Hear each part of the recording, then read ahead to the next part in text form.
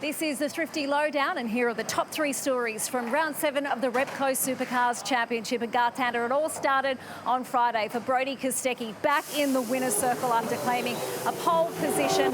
First win for his new team at Shell V Power Racing, his first win here on the streets of Townsville. His first pole here on the streets of Townsville. First for Dick Johnson Racing here at Townsville. First race win for that team, and really started the weekend exceptionally well.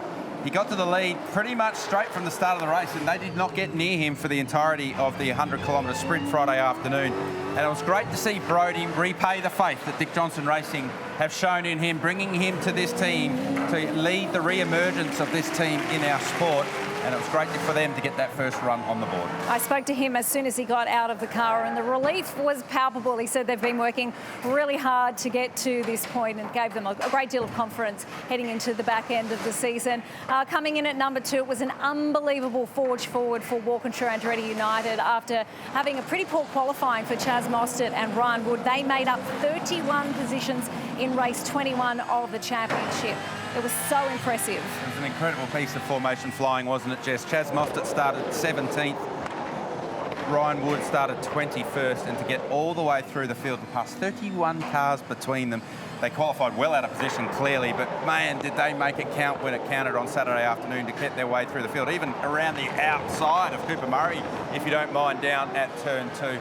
So it was great to see those guys have that car speed, and they certainly got themselves back in the game again on Sunday, getting themselves out of trouble in that race on Saturday. It capped off a real resurgence for Walkinshaw Andretti United, and for Ryan Wood, he's now put himself 10th in the championship. He's just inside that cut-off mark.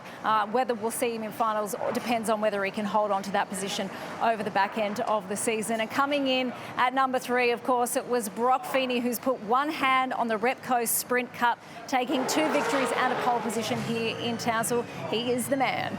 Certainly is. 7 of the last 8 races in the championship, Broc Feeney has won.